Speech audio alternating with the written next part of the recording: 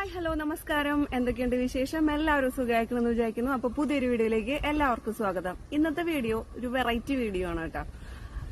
എന്റെ വീഡിയോയ്ക്ക് താഴെ, അതായത് ഡാൻസ് ട്യൂട്ടോറിയൽ വീഡിയോയ്ക്ക് താഴെ കുറേ അമ്മമാര് കമന്റ് ആയിട്ട് വന്നിട്ടുണ്ട്. കമന്റ് ഇടുമ്പോഴാണ് എനിക്ക് മനസ്സിലാകുന്നത് ഒരു 50-ന് മുകളിൽ അല്ലെങ്കിൽ 55-ന് മുകളിലൊക്കെ ഏജുള്ള അമ്മമാരാണ്, എന്റെ പ്രിയപ്പെട്ട അമ്മമാരാണ് വീഡിയോസ് കാണുന്നത് എന്നുള്ളത്. അവർക്കൊക്കെ ഭയങ്കര കൊതിയുണ്ട് കേട്ടോ ഡാൻസ് പഠിക്കണമെന്ന്. അപ്പൊ അവർക്ക് വേണ്ടിയിട്ടുള്ളതാണ് ഇന്നത്തെ വീഡിയോ. ആരും ഒട്ടും വിഷമിക്കേണ്ട, എല്ലാവർക്കും ഡാൻസ് പഠിക്കാനും ബോഡി അതിനനുസരിച്ച് വഴങ്ങാനുമുള്ള കുറച്ച് ടിപ്സുമായിട്ടാണ് ഇന്ന് ഞാൻ വന്നിരിക്കുന്നത്. മാത്രല്ല കേട്ടോ, ഒത്തിരി അമ്മമാര് ഡാൻസ് ചെയ്യുന്ന അമ്മമാരുണ്ട്, ഡാൻസ് ഇപ്പോഴും പഠിക്കുന്ന അമ്മമാരുണ്ട്, ഡാൻസ് പഠിക്കണമെന്ന് ആഗ്രഹം ഉണ്ടായിട്ട് എവിടെയും പോയി പഠിക്കാൻ പറ്റാത്ത അമ്മമാരുണ്ട്, യൂട്യൂബിനൊക്കെ ആശ്രയിച്ച് കഴിയുന്ന അമ്മമാരുണ്ട്. അങ്ങനെ പല പല കാറ്റഗറിയിൽ പെട്ടിട്ടുള്ള അമ്മമാരാണ് വീഡിയോസ് കാണുന്നത്. മോളെ കണ്ടിന്യൂസ് ആയിട്ട് വീഡിയോസ് ഇടണം, വീഡിയോസ് ഒന്നും നിർത്തരുത്, അങ്ങനെയൊക്കെയുള്ള കുറെ കമന്റുകൾ വരുമ്പോൾ എനിക്ക് ഒരുപാട് സന്തോഷമുണ്ട് കേട്ടോ. പല അമ്മമാരുടെയും പ്രശ്നം ഞങ്ങൾ പ്രതീക്ഷിച്ച പോലെ ഞങ്ങൾക്ക് കൈയും കാലൊന്നും അനക്കാൻ പറ്റുന്നില്ല എന്നുള്ളതാണ് ആദ്യത്തെ അവരുടെ പ്രശ്നം കേട്ടോ. അതിനായിട്ടുള്ള ഒരു സൊല്യൂഷനായിട്ടാണ് ഞാൻ ഇന്ന് വന്നിരിക്കുന്നത്. പ്രതീക്ഷിച്ച പോലെ നമ്മളുടെ കൈയും കാലൊന്നും വളയ്ക്കാനും ഒടിക്കാനും തിരിക്കാനും ഒന്നും ബോഡി തന്നെ, ശരീരം തന്നെ ഈ ഡാൻസിന് വഴങ്ങി കിട്ടുന്നില്ലെങ്കിൽ അവർക്കുള്ളതാണ് ഇന്നത്തെ സ്പെഷ്യൽ വീഡിയോ. നൃത്തത്തിൽ ബോഡി എക്സസൈസിനുള്ള പ്രാധാന്യം വളരെ വലുതാണ്. അത് ഏത് തരം ഡാൻസ് ആയാലും ശരി, നമ്മളൊരു വാമപ്പോട് കൂടി നമ്മളുടെ ആ ഒരു ദിവസത്തെ ഡാൻസ് പ്രാക്ടീസ് ആരംഭിക്കുകയാണെന്നുണ്ടെങ്കിൽ നമ്മുടെ ശരീരത്തിന് കുറച്ചും കൂടെ എനർജി കിട്ടുന്നതായിട്ട് ഫീൽ ചെയ്യാറുണ്ട്. പലരും പറഞ്ഞു കേൾക്കാറുണ്ട്, ഡാൻസ് ചെയ്യുമ്പോൾ, അത് കുട്ടികളായിക്കോട്ടെ വലിയവരായിക്കോട്ടെ, ഡാൻസ് ചെയ്യുമ്പോൾ ഞങ്ങളുടെ കൈയും കാലും ബോഡിയൊക്കെ വേദന എടുക്കണു, മസിൽ പെയിൻ ഒക്കെ ഉണ്ട് എന്നുള്ളത്. നമ്മൾ ആ ദിവസത്തെ പ്രാക്ടീസ് തുടങ്ങുന്നതിന് മുന്നേ ഒരു ചെറിയൊരു ബോഡി എക്സസൈസ് കൊടുത്തുകൊണ്ട്, വാമപ്പ് കൊടുത്തുകൊണ്ട് നമ്മളുടെ പ്രാക്ടീസ് ആരംഭിക്കുകയാണെന്നുണ്ടെങ്കിൽ തീർച്ചയായിട്ടും നിങ്ങൾക്ക് അങ്ങനെയുള്ള ബോഡി പെയിൻ ഉണ്ടാവില്ല എന്നുള്ളതാണ് എന്റെ വിശ്വാസം. മാത്രമല്ല, ഞങ്ങളുടെ ടീച്ചേഴ്സൊക്കെ പറഞ്ഞു കേൾക്കാറുള്ള ഒരു കാര്യമാണ്, ഡാൻസ് കളിച്ചിട്ടുള്ള പെയിൻ അത് ഡാൻസ് കളിച്ച് തന്നെ മാറണം. പിന്നെ നമ്മൾ 1-2 ദിവസം കൊണ്ട് എന്തായാലും നമ്മൾ ഡാൻസ് പഠിക്കാനായിട്ട് മനസ്സുകൊണ്ട് ആഗ്രഹിച്ചു, നമ്മൾ സ്റ്റാർട്ട് ചെയ്ത ശേഷമാണെന്നുണ്ടെങ്കിൽ ഇങ്ങനെ ബോഡി പെയിനും കാര്യങ്ങളും വന്നു കഴിഞ്ഞാൽ നമ്മൾ 1-2 ദിവസം നിർത്തിയെന്ന് വിചാരിക്കുക, ആ പെയിൻ മാറാൻ പോകുന്നില്ല ഒരിക്കലും, അത് വീണ്ടും വീണ്ടും വന്നോണ്ടേയിരിക്കും. ഇപ്പൊ ഒരു ദിവസം ഡാൻസ് സ്റ്റാർട്ട് ചെയ്തു, ബോഡി പെയിൻ കാരണം ഒരു ദിവസം റെസ്റ്റ് കൊടുക്കാം, എന്നിട്ട് പിറ്റേ ദിവസം ചെയ്യാം, അങ്ങനെ ചെയ്താൽ ഒരിക്കലും നമ്മളുടെ ബോഡി പെയിൻ മാറാൻ പോകുന്നില്ല. കണ്ടിന്യൂസ് ആയിട്ട് എത്ര ബോഡി പെയിൻ ഉണ്ടെന്നുണ്ടെങ്കിലും കുറച്ച് സമയം, ഒരു അരമണിക്കൂറോ അല്ലെങ്കിൽ ഒരു 15 മിനിറ്റോ ഈ ഡാൻസിന് വേണ്ടി മാറ്റി വെച്ച് കഴിഞ്ഞിട്ടുണ്ടെങ്കിൽ പിന്നീട് അങ്ങോട്ടുള്ള ദിവസങ്ങളിൽ ഒരിക്കലും ബോഡി പെയിൻ ഉണ്ടാകില്ല എന്നുള്ളതാണ്. കുട്ടികളുടെ ശരീരഭാഷ എന്ന് പറഞ്ഞിട്ടുണ്ടെങ്കിൽ വലിയവരെക്കാട്ടിലും കുറച്ചും കൂടെ ഫ്ലെക്സിബിൾ ആയിരിക്കും. വലിയവരെന്ന് വെച്ചിട്ടുണ്ടെങ്കിൽ അവരുടെ എല്ലാ ബോഡി പാർട്സ് ഒക്കെ കുറച്ചും കൂടെ ഉറച്ചിട്ടുണ്ടാവും. അപ്പൊ അതുകൊണ്ട് തന്നെ നമ്മൾ കുറച്ചും കൂടെ ശ്രദ്ധിച്ച് നമ്മളുടെ ശരീരത്തെ കുറച്ചും കൂടെ ഒക്കെ കെയർ ചെയ്ത് ബോഡി എക്സസൈസ് ഒക്കെ പതിയെ സ്റ്റാർട്ട് ചെയ്ത്, എടുപിടിയെന്നും പറഞ്ഞിട്ടല്ല, പതിയെ ഒരു 2-3 എക്സസൈസ്, അതിനുശേഷം ഒരു എണ്ണം കൂട്ടി കൊണ്ടുവരിക, ടൈം കൂട്ടിക്കൊണ്ടുവരിക. പിന്നെ ഭയങ്കര ഹെവി ആയിട്ടുള്ള എക്സസൈസ് ഒന്നും ചെയ്യാണ്ട് കുറച്ച് ലൈറ്റ് ആയിട്ടുള്ള എക്സസൈസ് ഒക്കെ ചെയ്ത് പതിയെ വന്നു കഴിഞ്ഞിട്ടുണ്ടെങ്കിൽ നിങ്ങളുടെ ബോഡിയും നമ്മൾ വിചാരിച്ച രീതിയിൽ ഫ്ലെക്സിബിൾ ആയിട്ട് കിട്ടും.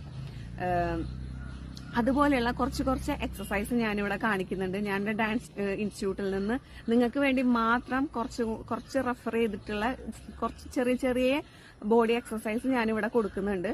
അപ്പൊ അത് കണ്ടാൽ കുറച്ചും കൂടെ നിങ്ങൾക്ക് അതില് എല്ലാം ഒന്നും പെട്ടെന്ന് ചെയ്യരുത്. കുറച്ച് 2-3 എക്സസൈസ് ഒക്കെ ഓരോ ദിവസം ചെയ്ത് ഒരു 2 ദിവസം കഴിയുമ്പോൾ വീണ്ടും എക്സസൈസിന്റെ എണ്ണം കൂട്ടി, ടൈമിന്റെ എണ്ണം ഒക്കെ കൂട്ടിയിട്ട് ചെയ്യാം.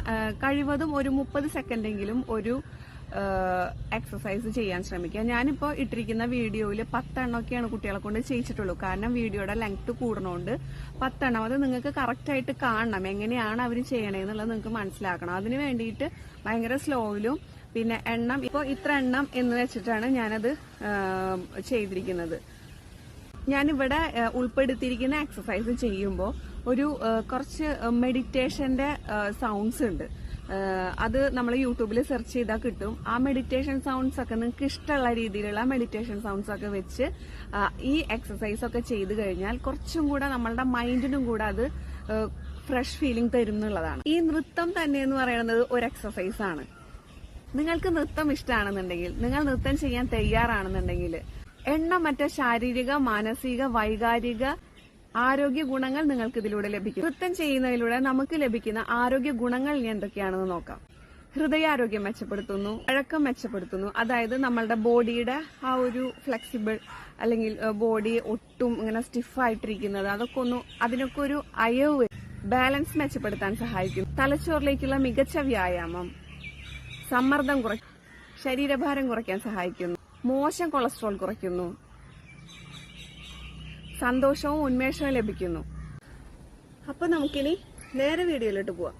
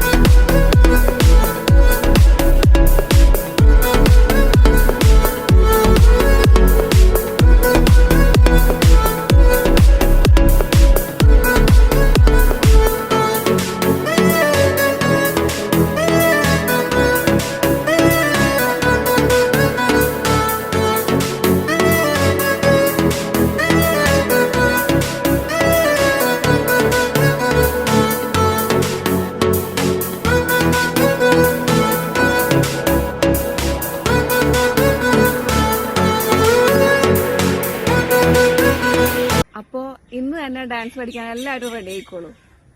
അപ്പൊ എല്ലാം സെറ്റ് അല്ലേ? Okay, by.